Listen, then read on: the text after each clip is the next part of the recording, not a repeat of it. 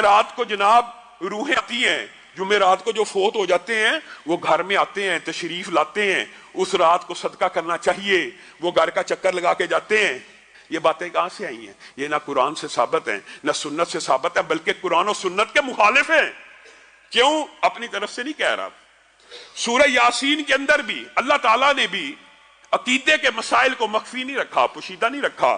یہ شریعت روشن ہے، یہ شریعت واضح ہے، اس میں ابہام نہیں ہے۔ ابہام ڈھونڈ ڈھونڈ کے کوئی ڈالے تو ڈالے۔ شہید کے بارے میں سورہ یاسین کا شہید ہے، وہ اپنے بارے میں کیا کہتا ہے؟ یا لیت قومی یعلمون، یا لیت قومی، اے اللہ آپ نے مجھے طرح طرح کا رزق دیا، کتنی میری عمدہ میزبانی کی، کتنا میرا اکرام کیا، یا لیت قومی یعلمون، اے اللہ مجھے واپس بھیج، میں اپنی قوم کو بتاؤں کہ آپ میری کیسی میزبانی کر رہے ہیں۔ کون کہہ رہا ہے؟ شہید، جس کو مردہ کہنا بھی نہیں اور جس کو مردہ سمجھنا بھی نہیں، وہ اللہ کو کہہ رہا ہے مجھے واپس جانے دیجئے، میں اپنی قوم کو جا کے بتلاؤں۔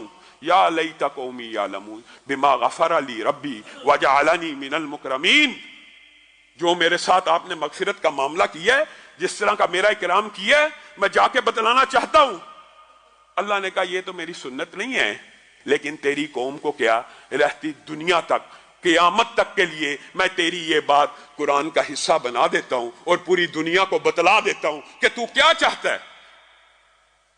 اگر شہید نے بھی، عام میت کی بات نہیں ہو رہی، ہمارے ہاں تو عام میتیں بھی جمعرات کو آتی ہیں، ان کی روحیں بھی آتی ہیں، یہاں پہ شہید واپس دنیا میں جانے کا اللہ سے مطالبہ کر رہا ہے، اللہ اجازت نہیں دے رہا۔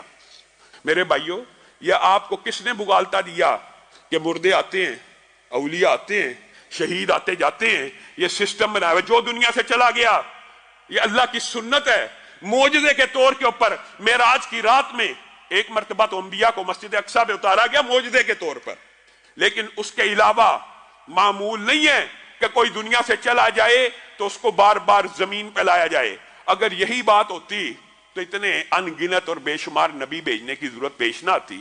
ایک آدم آئے تھے، وہی جاتے، وہی واپس آ جاتے، وہی جاتے، وہی واپس آ جاتے، وہی جاتے، وہی واپس آ جاتے۔ تجربہ بھی بڑھتا، ایکسپیرینس بھی زیادہ ہوتا، سمجھانے کے طریقے بھی ہوتے۔ نہیں، جو ایک مرتبہ چلا گیا وہ اس حیات برزخی میں چلا گیا جہاں سے واپس دنیا میں آنا ممکن نہیں ہے۔ اگر ممکن ہوتا تو شہید یاسین کو اللہ اجازت دیتا، شہداء کو اللہ تعالیٰ اجازت دیتا کہ جاؤ واپس گھروں میں جاؤ۔ ہاں، یہاں پر ایک ابہام پیدا ہو سکتا ہے کہ جناب ہم نے بہت سے واقعات ایسے سنے ہیں کہ جناب روحیں آئی ہیں، جناب آواز آئی ہے، جناب بالکل جو والدہ فوت ہو گئے تھے فلاں کے پاس گئے، انہوں نے بالکل جی ہماری ان سے بات کرائی، جی ہماری ان سے گفتگو کرائی۔ یہ 90% سے زائد شرک کے جو دھندے ہیں یہ شیاطین اور جنات کے ساتھ چلائے جاتے ہیں، اور یہ ایک عام فہم بات ہے۔ دجال کی جو حدیثیں آپ نے سنی ہیں، پڑھی ہیں، دجال بندہ کہہ دے گا نا میں تجھے رب تب مانوں گا تو میرے مردہ باپ کو زندہ کر کے دکھا، وہ مردہ باپ کو زندہ کر کے دکھا دے گا۔ حدیث میں کیا آتا ہے؟ اگر حدیثیں پڑھی ہوں تو ہمیں یہ سارے دجالی فتنوں کی سمجھ آ جائے۔ حدیث میں کیا آتا ہے؟